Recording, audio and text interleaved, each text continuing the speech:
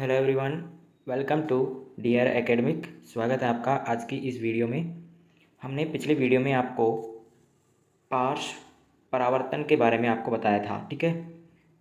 तो आज हम स्टार्ट करेंगे दर्पण, यानी कि जो हमारा गोलीय दर्पण है उससे हम आज टॉपिक की स्टार्ट करेंगे। तो देखिए, गोलीय दर्पण क्या है? ऐसे दर्पण जिनके परावर्तक पृष्ठ गोलीय होते हैं, गोलीय दर्पण कहलाते हैं। परावर्तक पृष्ठ का मतलब ये होता है जिसमें हम चेहरा देखते हैं, वो जो पृष्ठ है वो गोलीय है, तो वो गोलीय दर्पण हो जाएगा, ठीक है ना।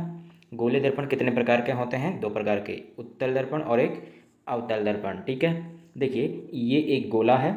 इस गोले के एक तरफ मान लीजिए ये गोला है और इसके अंदर की भाग, यानी कि अंदर वाले भाग पे अगर हम पॉलिश कर दें तो वो एक तरीके से उत्तल दर्पण हो जाएगा, क्योंकि हम जो हमारी इमेज बनेगी वो इस साइड बनेगी, ठीक है ना।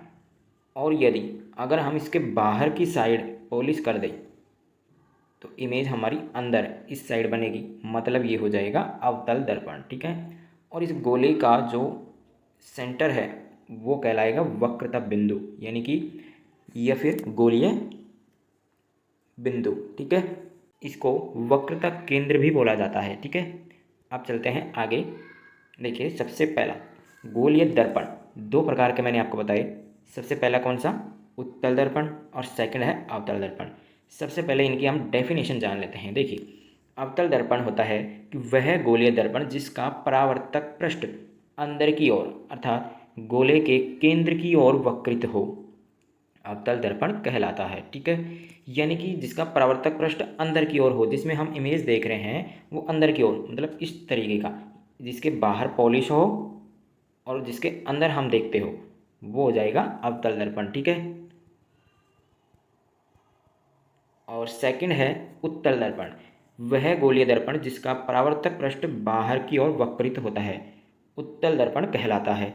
यानी कि बाहर की ओर वक्रित, जैसे कि ये, ठीक है। ये हो गया हमारा उत्तल दर्पण, जिसके अंदर की साइड यानी कि इस साइड पॉलिश हो और यहाँ पे हम अपना चेहरा देखते हैं, तो वो हो जाएगा उत्तल दर्पण, ठीक है। नेक्स्ट देखिए, हमारे पास छोटी छोटी डेफिनेशंस हैं। ये डेफिनेशंस अक्सर पूछी जाती है एग्ज़ाम में, ठीक है। देखिए, सबसे पहली जो डेफिनेशन है बिल्कुल बेसिक से है, वो है वक्रता बिंदु या वक्रता केंद्र। अभी मैंने आपको बताया कि गोलीय दर्पण का केंद्र बिंदु, गोलीय दर्पण का केंद्र बिंदु को वक्रता बिंदु या वक्रता केंद्र कहते हैं, ठीक है। इसे सी से प्रदर्शित करते हैं, ठीक है। यानी कि ये हमारे पास एक गोला है, इसका जो केंद्र है, ये केंद्र है, यही होगा वक्रता केंद्र, ठीक है। तो आप लोग समझ गए होंगे। चलते हैं नेक्स्ट डेफिनेशन है। नेक्स्ट डेफिनेशन है दर्पण का ध्रुव, बहुत इंपॉर्टेंट है। गोलीय दर्पण के परावर्तक पृष्ठ के केंद्र को दर्पण का ध्रुव कहते हैं। गोलीय दर्पण के परावर्तक पृष्ठ के केंद्र, यानी कि देखिए, मान लीजिए ये कोई अवतल दर्पण है, यानी कि इसके बाहर की साइड पॉलिश है। जब हम इसको, इसका जो केंद्र है वो हम बताएंगे, यानी कि ये केंद्र है, तो ये जो केंद्र आपको दिख रहा है ना, बिंदु P, यही हमारा ध्रुव हो जाएगा, यानी कि दर्पण का ध्रुव हो जाएगा। और उत्तल दर्पण में ध्रुव ये होगा, ठीक है। इसे P से रिप्रेजेंट किया जाता है, ये आप ध्यान रखिएगा। नेक्स्ट देखिए, नेक्स्ट डेफिनेशन है वक्रता त्रिज्या। गोलीय दर्पण के परावर्तक पृष्ठ का केंद्र यानी ध्रुव, ठीक है ना। आपने देखा होगा ना अभी कि गोलीय दर्पण का वक्रता केंद्र व गोलीय दर्पण का केंद्र के बीच की दूरी को वक्रता त्रिज्या आर कहते हैं, ठीक है।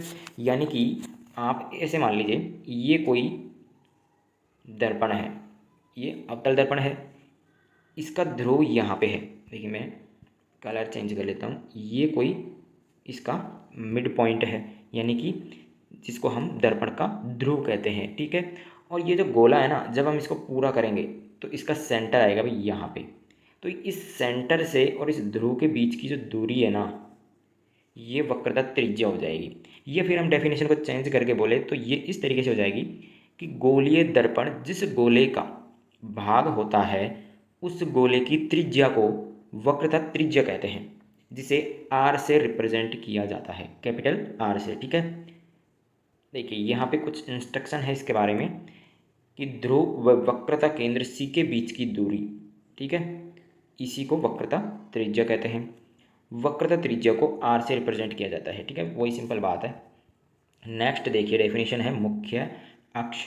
गोलीय दर्पण के परावर्तक पृष्ठ का केंद्र यानी पी व गोलीय दर्पण का केंद्र सी को मिलाने वाली काल्पनिक रेखा मुख्य अक्ष कहलाती है। मैंने आपको बताया ना अभी कि जो हमारे पास ये कोई मिरर है, इस मिरर का ध्रुव यहाँ पे है और इसका जो हमारे पास होता है ना गोलीय दर्पण जो है उसका सेंटर वो ये है।